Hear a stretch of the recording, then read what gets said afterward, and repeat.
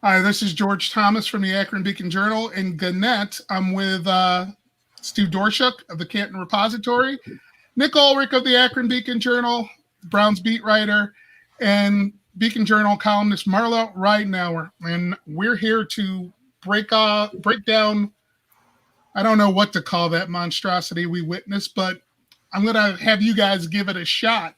I mean, one game, what do you guys take from one game so far? Well, I look at it like this. I wasn't expecting the Browns to beat the Ravens. The Ravens are one of the franchises in the NFL best known for continuity. John Harbaugh in his 13th season now, and Kevin Stefanski, a new head coach. The Browns, obviously, with a total lack of continuity since 1999, really, especially under Jimmy and Dee Haslam's ownership. And here we are with another new coaching staff. And in this season, we've talked about it a lot, but it seems like it played out to really illustrate the fact that the Browns were behind the eight ball this pandemic season. They had all their off-season practices wiped out. They had the preseason wiped out. And a team like the Ravens that has this long-time head coach, these established systems and schemes, just completely embarrassed the Browns. Offense, what do they got to deal with offensively, first of all? I mean, that Stefanski they trade an offensive coach. What has to be done there? I think, George, if you look at the man who has to play way better than he did last year and should be expected to play well as a number one overall pick, is Baker Mayfield. And the Mayfield I saw today pretty much throughout didn't look much more cohesive and with it and in tune and spontaneous and magical than he did through way too much of last year. He showed some of that as a rookie, and where that went last year, I don't know. And where that performance today came from, I don't know. But to me, Mayfield simply didn't look good. Everything flowed from that. And then this is a whole new can of worms and another can of worms. But I came away from last year concluding that it was a disaster for John Dorsey to have picked up Odell Beckham Jr., and I'm still there after watching today's game. And I don't need to explain to anybody who watched the game what Odell did or didn't do today, but he really hurt the team. I do think Baker sort of slipped into last year's mode too, where there was a stretch where he was forcing the ball to Odell.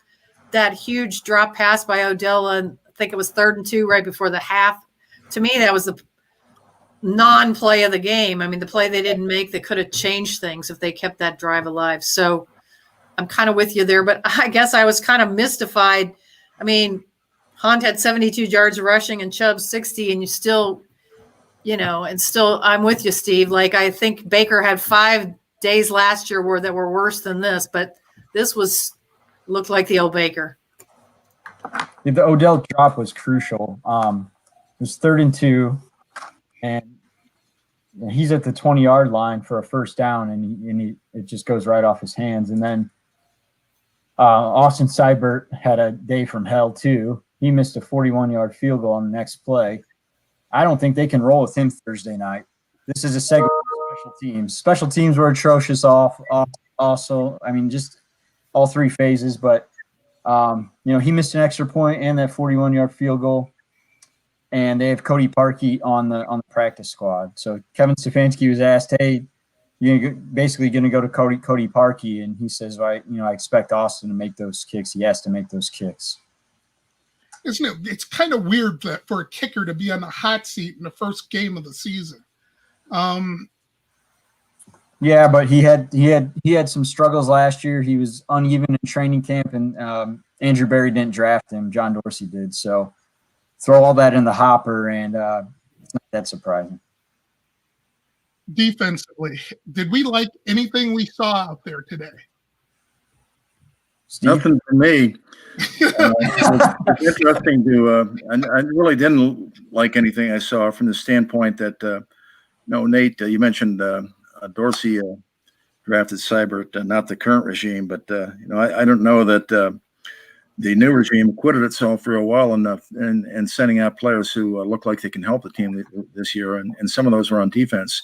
There were three specific matchups that I put in my notes. I don't want to misquote myself without my notes right in front of me, but there were three different new guys who were in mismatches against Ravens receivers, and the other guys were wide open, and the new guys just didn't look like capable of rising to the occasion.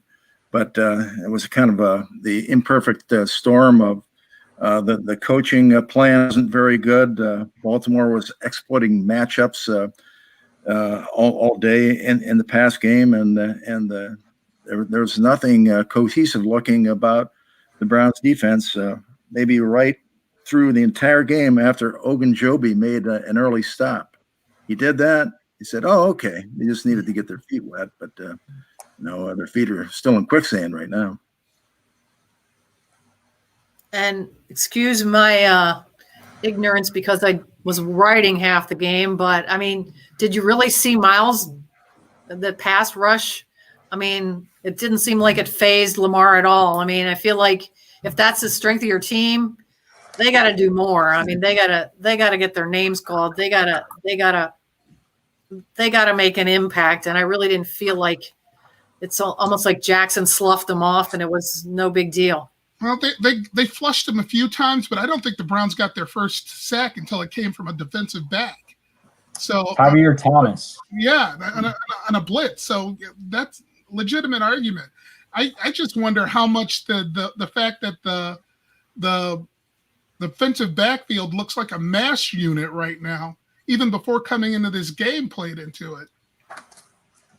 Yeah, missing Greedy Williams undoubtedly was a problem, and George, you're of a mind to give the new regime a pass for all the COVID stuff and the lack of I didn't say pass. I said okay. I misquoted you, but anyway, Williams isn't there, and Delpit isn't there, and I will give the new regime a semi pass in that maybe those guys that kept Williams and brought in Delpit had neither one, and it sure looked like the Ravens knew from the start of the game that those two guys weren't on the field and that there were going to be mismatches, and they created them all day and just killed the Browns. Yeah, I give the Browns a pass for losing because I just never thought that they could come and beat one of the better teams in the NFL under these circumstances, the COVID circumstances, to put it in a short phrase. But I sure do not give the Browns a pass for just looking completely inept.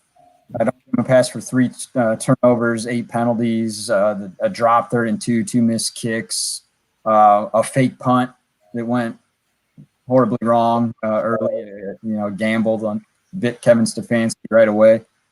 So I guess I give them a pass if they were to lose this game because I thought there was no way, but I don't give them a pass for looking so bad. This was like, it wasn't 18 penalties like last year's opener with Freddie Kitchens, but to me it felt like a disaster of that, that ilk. It was bad, ugly. Very ugly, brutal. One throwaway question for Marla. What did that fake punt remind you of?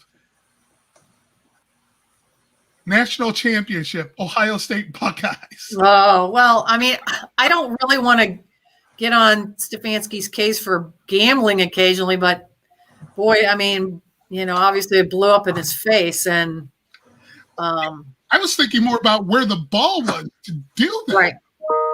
Right. I mean, it didn't seem like the situation. I mean, granted, I agree with Nate. I picked him to get blown out, but not this badly. But I do kind of question the timing and the field position to maybe you're looking for a spark. If you're looking for a spark, I'd rather throw the bomb on the first play of the game than call for a fake punt. All right, guys. I think we all have writing to do. That's going to be it for this week. We'll be back next week. And it'll be next Thursday. Late at night. Like 4 days. Yeah. So we'll see you then. Early in the morning, I guess. You guys, I'll talk to you soon. Thanks everybody. Thank you.